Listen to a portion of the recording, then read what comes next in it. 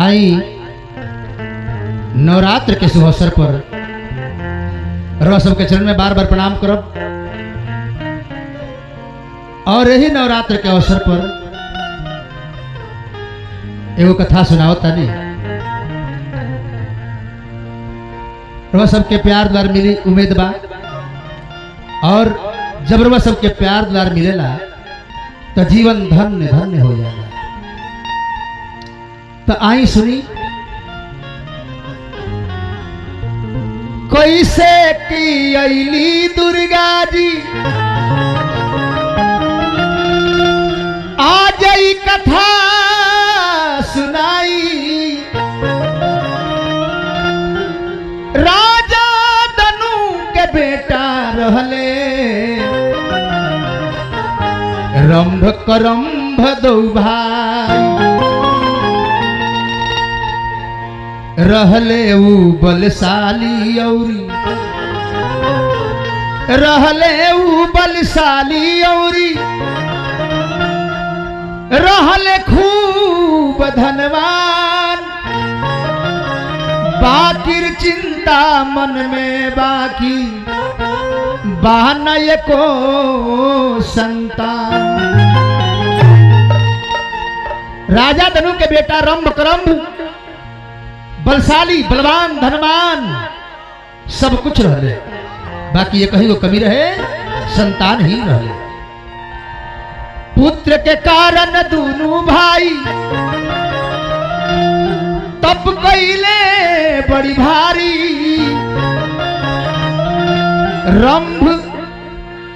रंभ पंच नदी में जाके करंभ पंच नदी में जाके आसन लिहल सुमारी। करंभ पंच नदी में जाके आसन लगा के तपस्या करे लागल। रंभ तबट वृक्ष के नीचे रंभ तबट वृक्ष के नीचे आसन लेलस जमाई। रंभ तबट वृक्ष के नीचे आसन लेलस जमाई।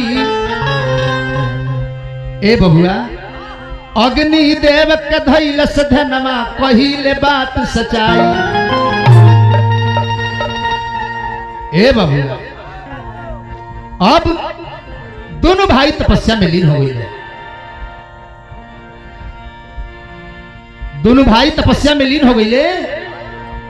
अब अरे दोनों भाई तप कैलस आसन लगाई के। सुन भैया अरे सुन भैया हम तो कही समझाई के। सुन भैया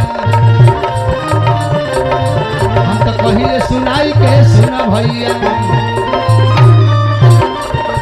दोनों भाई तप कैले आसन लगाई के। सुन भैया हम तो गाइले सुनाई के। सुन भैया हम तो गाइले सुनाई के। सुन भैया और का भैया तो एगो भाई तप पर पनिया में जाई के। सुन भैया अरे एगो भाई तप पर पनिया में जाई के। सुन भाई तो एगो अगिया जी आई के। सुन भैया एगो अगिया जी आई के। सुन भैया तो सारा मजी गाँव तारे सभा में सुनाई के। सुन भैया अरे बाबा महेंद्र से गाना लिखवाई के। सुन भैया शर्मा गावे समझाई के। सुन भैया शर्मा गावे समझाई के। सुन भैया दोनों भाई तपस्या कर लगे। अब भगवान इंद्र के चिंता हो गई। इंद्र के इंद्रासन हिले लागल। इंद्र के चिंता देखी कुर्सी के लड़ाई आज से नहीं है, कुर्सी के लड़ाई सदियों से आ रहा। जब इंद्रासन डगमगाए लागल तो इंद्र के चिंता हो गई कि शायद हमार कुर्सी हमार इंद्रासन छीने खातिर कोनो तपस्या नहीं है। तो इंद्र के मन में चिंता हो गई। तो इंद्र के चिंता भइले भारी हो, अरे इंद्र के चिंता भइले भारी हो, सोचे मन में विचारी।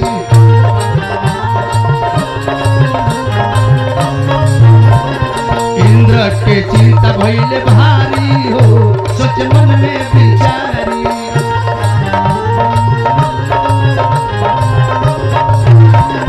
बढ़ल जाता मन के बीमारी हो, बढ़ल जाता मन के बीमारी हो, बोले चिंता भइले भारी। इंद्र के चिंता भइले भारी हो, पहले मन में विचारी।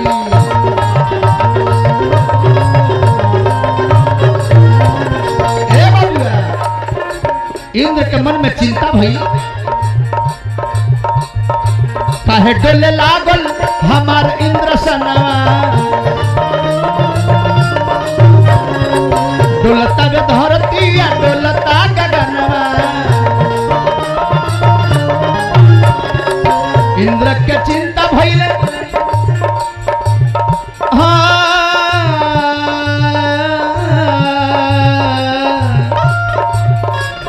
इंद्र के मन में चिंता हो गई, काहे डोलतावे हमार इंद्रसनवा। डोलतावे धरती आ डोलता गगनवा। धरती आसमान डोलता, आखिर एकर कारण का? अरे कवन पापी तप कैलस भारी हो, सोच मन में विचारी।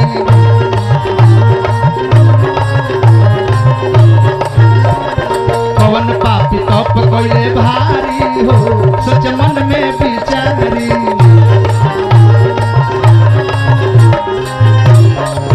ए बाबुआ, इहे बात सोचता रे, ध्यान लगा के देख ले तो रंभ करम पानी के बीच में लौटे।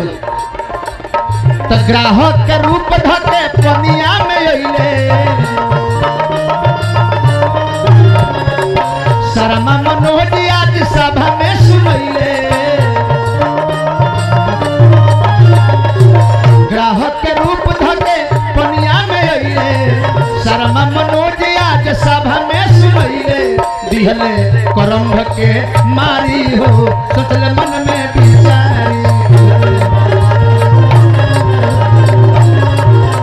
दिहले करम के मारी हो, सोचले मन में विचारी।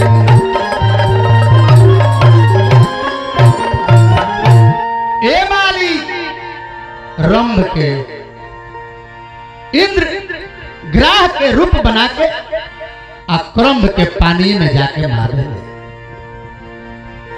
हत्या कर दे। बाचल रंभ अग्निदेव के तपस्या करते हैं। जब रंभ ये बात के जल्लस मन में भारी कलेश भइल, कष्ट भइल। अब सोचे लागल कि भाई ना तो हम इस दुनिया में रह के का। ए बबुआ,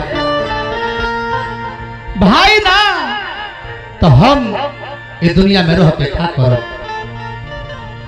अब यह बात मन में सोचता कि हमरा का करे के चाहिए। ए बबुआ, भाई ना रही तो हम रह के का करो। तब बरसे रंभ के नजरिया हो हमार भैया। बरसे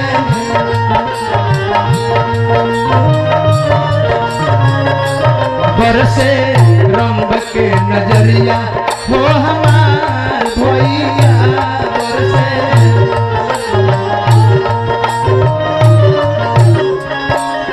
छोड़ के गइला कब नमुरिया हो हमार भैया।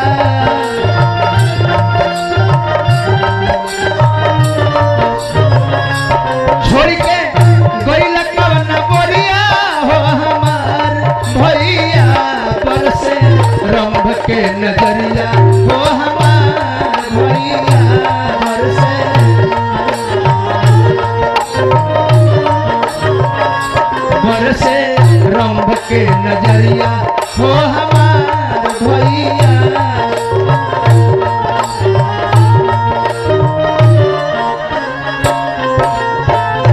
कवने कराने हमके दिहल बिसारी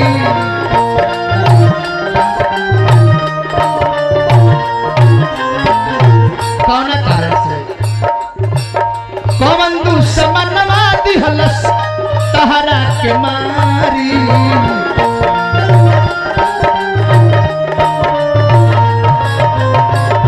कवने कराना दिहलो हमके बिसारी कौन दुश्मनवा दिहलस तहरा के मारी गोबले शर्मा घर कररिया हो हमार भैया घर से रंग के नजरिया हो हमार भैया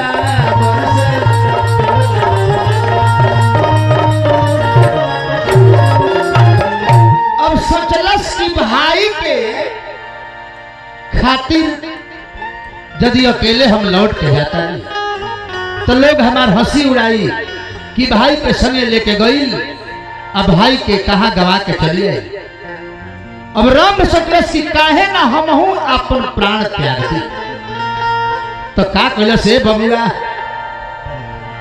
तो हाथवा में लिहले कटारवार अपने पर कइले हाथवा में लिहले कटारवार अपने पर कइले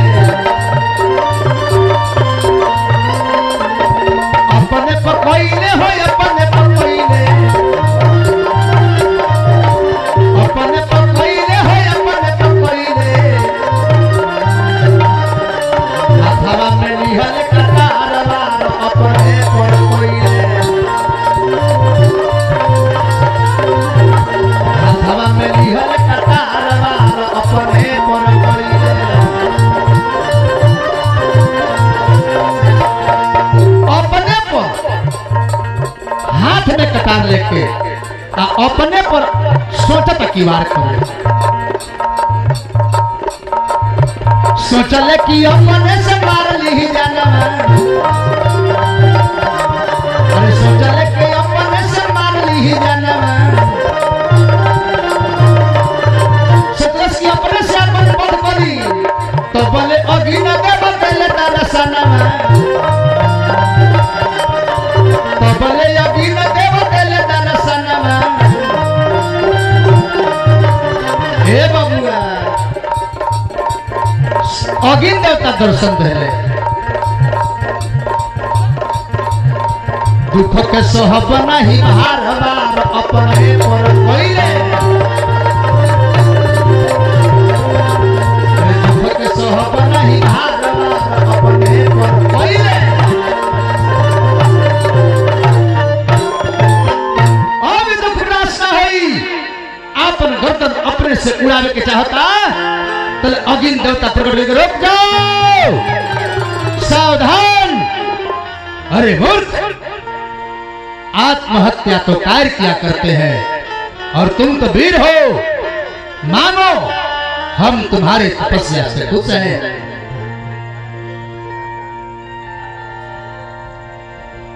कहलस कि बाबा यदि हमारा तपस्या से तो खुश बाड़ो तो वरदान दो कि हमरा बेटा हो और उहो पुत्र जल बलशाली हो तो अगिन देवता कहले कि मस्तु तोहरा के देत बानी वरदान अरे तोहरा के देत बानी वरदान संतान बलशाली होई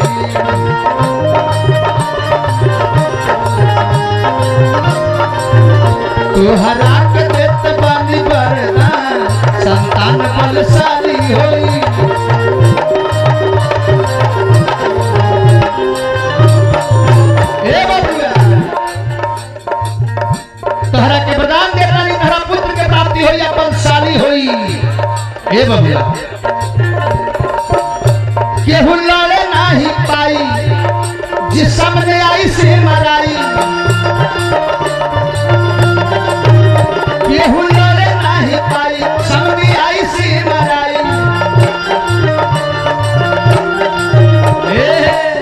पूरा होई बाबू तोहरे अरमान संतान बलशाली होई बा पूरा होई तोहरा मन के अरमान संतान बलशाली होई और का कहले कि देवता तोहसे कहता नहीं आज करी दे तुलू बना तोहसे कहता नहीं आज करी दे तुलू बना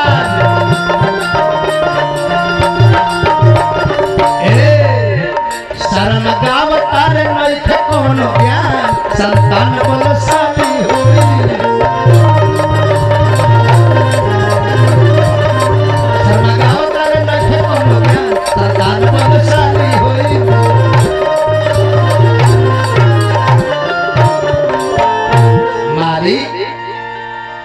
कहले कि जा तारा पुत्र के प्राप्ति हुई तो से बाबा होई देखी पुत्र के वरदान दे देहनी आ विवाह हमार भइले नहीं तो पुत्र होई कैसे कहले कि आए बियाह नहीं के भइल लेकिन वृद्धा न जाहि देव शिवानी बियाह नहीं के भइल तो तेरा पुत्र के प्राप्ति होई जा हम कहतानी जौना स्त्री जाति पर तहार नजर पड़ जाई ओकरे के अपन भार्या मान ली हो अपन पत्नी मान ली हो आ ओकरे से तहरा पुत्र के प्राप्ति हो जात रहले आ सोचत रहे मन में कि कौनो निमने हम नारी पर नजर डालब तले किस्मत के कहू केकरा किस्मत में का लिखल बा ए भैया ई केहू ना जानेला कब के राजा से भिखारी बन जाई आ कब के भिखारी से राजा बन जाई ये केहू नहीं जाना यह सोचता कि निमने औरत पर नजर डालो तो बोले लौल गईल री एगो पारी से नजरिया अरे लौल गईल री एगो पारी से नजरिया किस्मत के खोसे लागल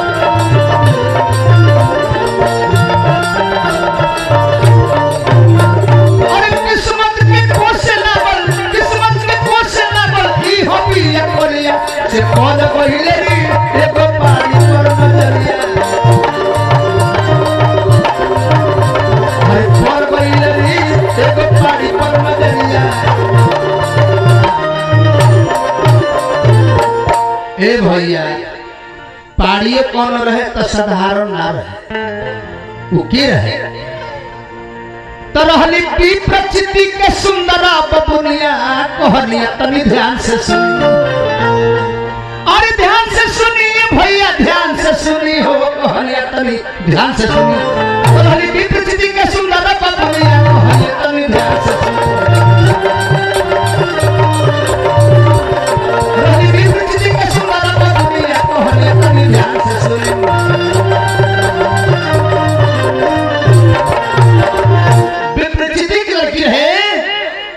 जाके एगो महात्मा के लागल डरवावे महात्मा तपस्या करे बैठ रहे लागल डरवावे महात्मा के ध्यान टूटल ध्यान लगा के देख ले ये तो निशाचर ही हो बस रात करे कि जा जौन रूप धारण करे बाबू उहे हो जा ए बबुआ गुड़वा पकड़ के रोए लागल कल की बाबा उधार कैसे हुई बाबा उधार के उपाय बतौले अब यह रंभ से प्रेम हो गई बा आ रंभ ओकरे के अपन भार्या मान के आ ओकरे से अपन प्यार करे लगा समय आई वो गर्भवती हो गई प्राणी गर्भवती हो गई लेकिन प्यार करत देखलो से एगो भैंसा बस रे ई मनुष्य के तन में रह के आ एगो पशु से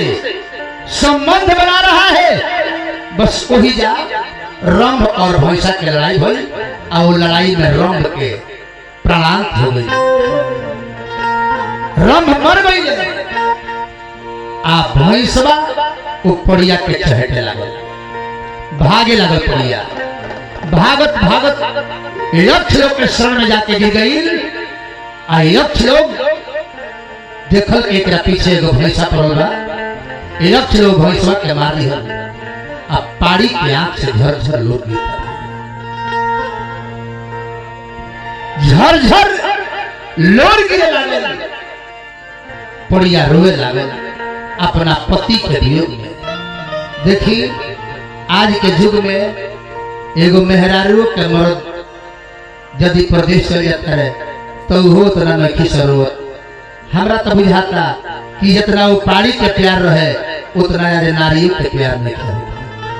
कहो शौकत भाई, यदि प्यार रही महेंद्र बाबा वो पड़िया के जितना आज के नारी के प्यार रही तो अपने मर्दा के काट के ड्राम में भर के सीमेंट जमा देता।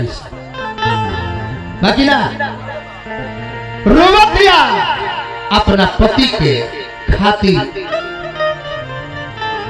अरे झर झर बरसे रे नयना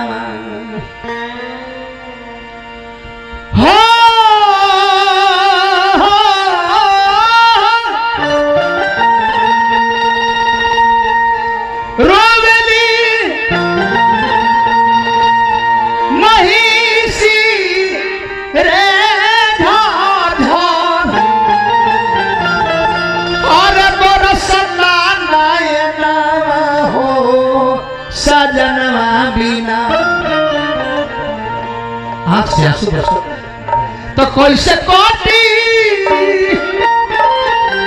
अरे जिंदगी रे हमार अहो सजनवा बिना।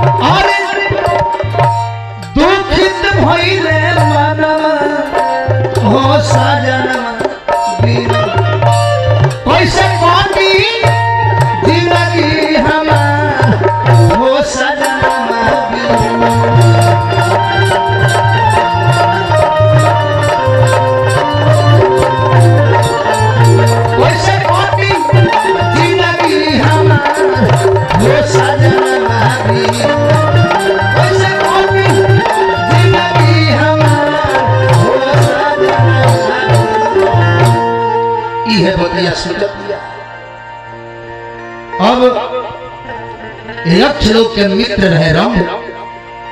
यक्ष लोग समझ गई आ जोहत जोहत गई तो रंभ के लाश मिलल। लसिया के लिए आइए आ रंभ के चिता सजावता लो। आज जैसे चिता में अगिया धरावल लो आंख में आंसू लेके दुखित होके वो पड़िया वही आग में कूद गई। अगिया में जब कूदलिए भैया धह धह धह धह पति के साथ झरे लागल। पति के साथ में जर के ईरवा सब सुंदर रहे कि पहले पति के साथ में नारी सती होत रही हो, लेकिन किताब में लिखल बा कि पति के साथ में एगो पशु भी अपन जर के सती हो गई। लेकिन रंग के लाश जरल तो लाश से रक्त बीज के उत्पत्ति हुई।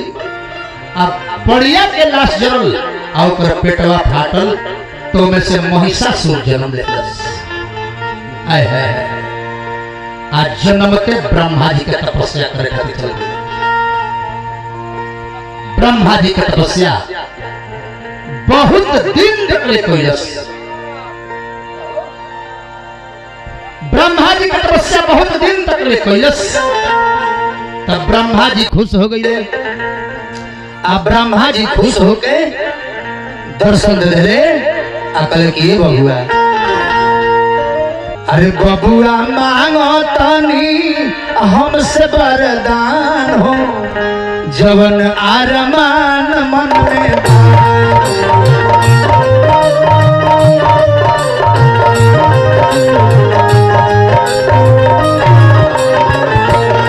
बबुआ मांगो तनी हमसे वरदान हो, जवन अरमान मन में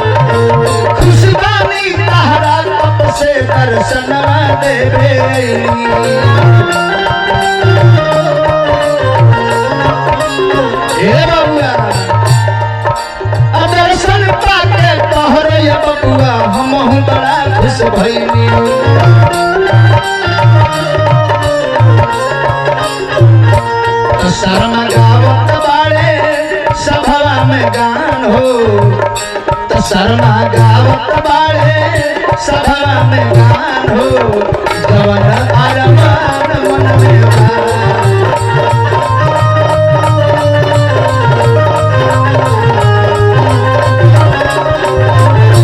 बबुआ मांगो मांगो हमसे वरदान हो, जवन अरमान मन में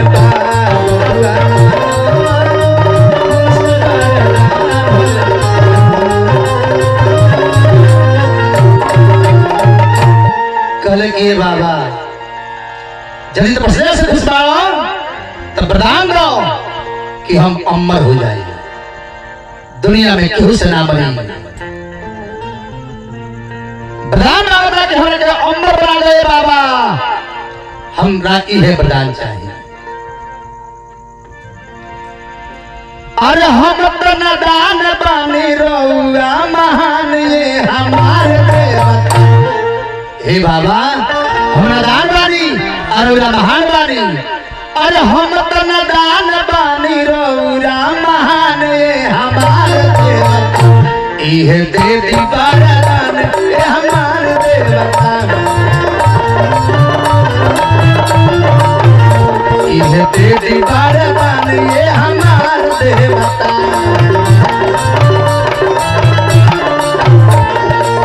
हम तो नादान बानी, हम तो नादान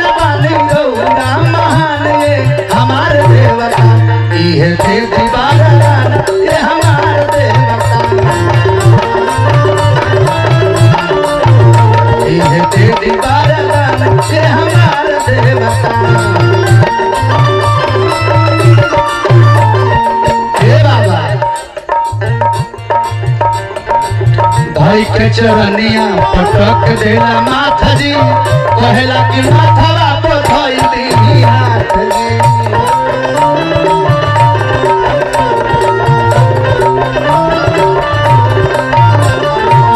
धइ के चरनिया पटक देला माथ जी कहला कि माथवा पर धइल दी हाथ जी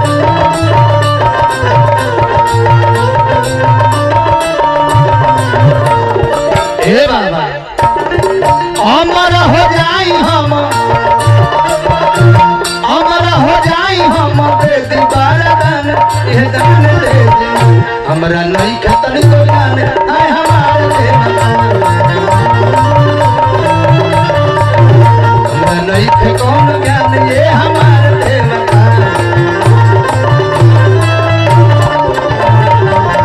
बस की बाबा हम अमर हो जाए हमरा के केहू मार ना पाओ यह वरदान दे दी तो कहले ब्रह्मा जी नहीं एक राग नहीं हो सकता जो धरती पे आता है उसे मरना पड़ता है और तुम भी मरोगे दूसरा वरदान मांगो तो कहल कि बाबा जब इना पूरा हुई तो ही वरदान दे दी कि हमरा के कोनो मेहरारू मारो कहले कि हम अस्तु जाओ ऐसा ही होगा बस लागल अत्याचार करेगा धरती पर अत्याचार कलस अब पूरा पृथ्वी के अपना मुट्ठी में पृथ्वी के राजा बन गई और पृथ्वी पर शासन करे लागल लोग के सतावे लागल रुआवे लागल दुखावे लागल आ गई अपन गुणगान के शुक्राचार्य से कि बाबा देखिए पृथ्वी के राजा हुए हम बोले अरे पागला निर्दोष के रुआ के का करोगे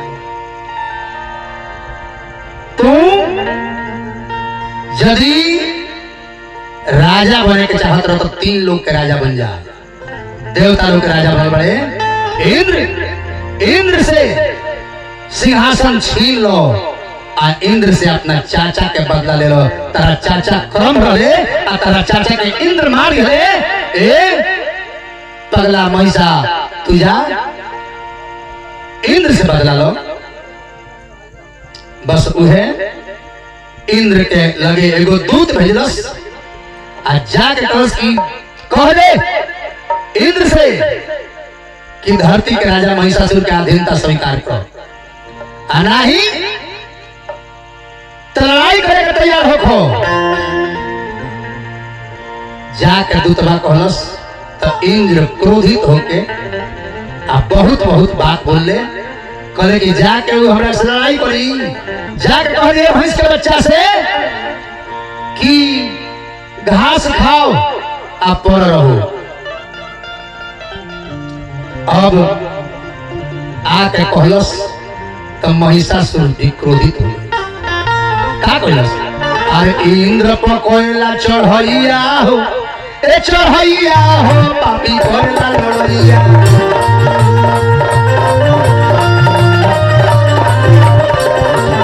इंद्र पर कोयला चढ़ैया हो अरे चढ़ैया हो पापी कोयला लड़ैया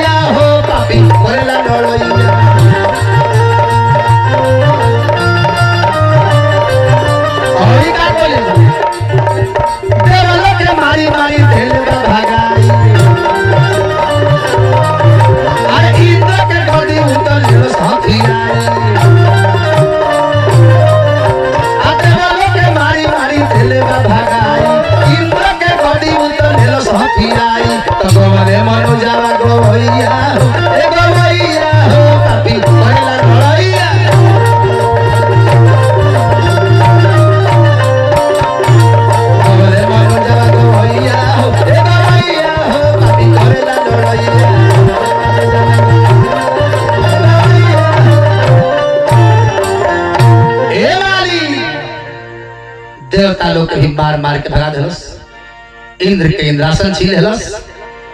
अब देवता लोग आपन आपन रूप बदल के धरती पर विचरण करे लागल।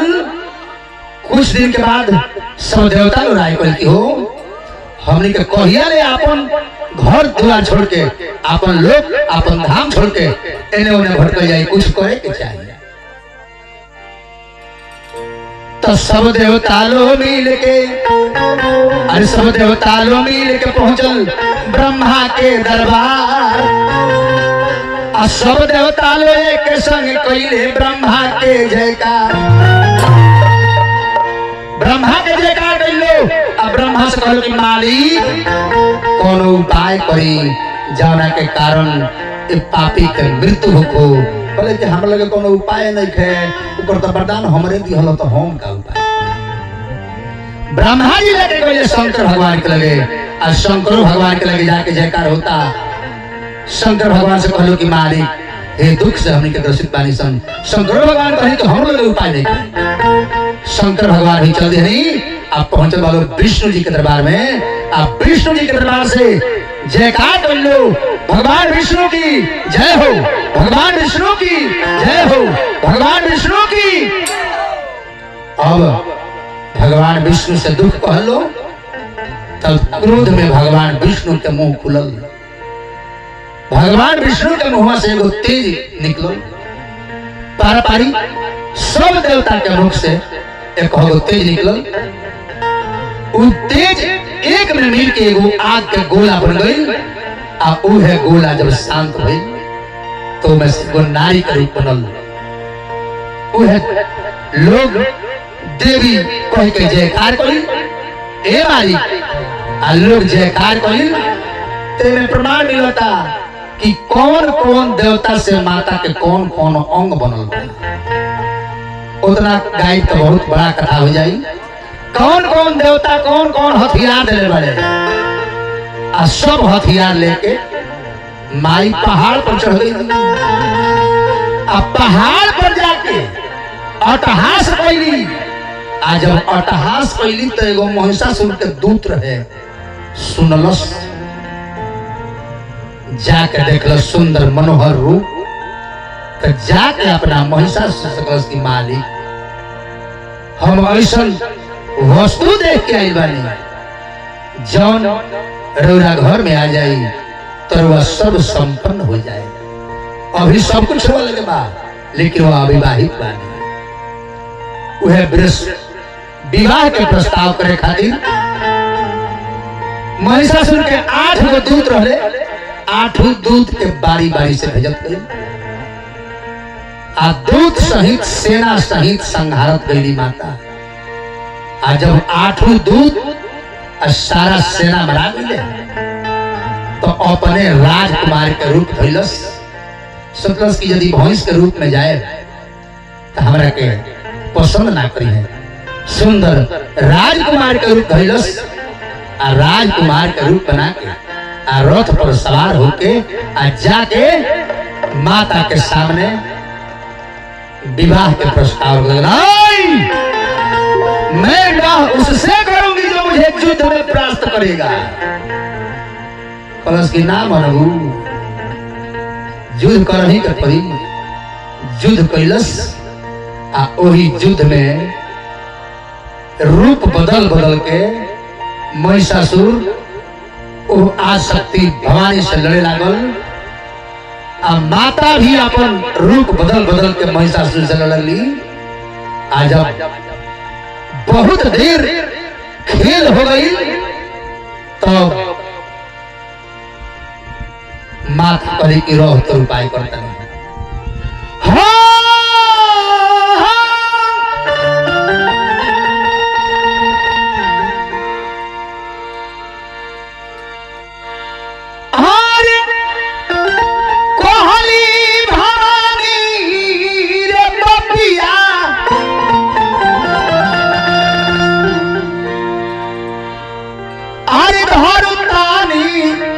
ध्याना अरे मदिरा पियो तेरे बान। मदिरा के पान कैली मने केहू के मारे के होखे तरुआ दूध पी के माखन मिश्री मलाई खा के नहीं मार सकत। ई सात्विक चीज है, केहू के मारे के होके तो शराब पिए के पड़ी, मदिरा के पान करे के पड़ी। अरे मदिरा पियो तेरे बाड़ी, हाँ हाँ कोहली की रहू रे बबिया, अधर कानी धीरवा मदिरा पियो तेरे बाड़ी। अली है आगो हम हिस्सा के जान तो मदिरा पियो तेरे बाड़ी।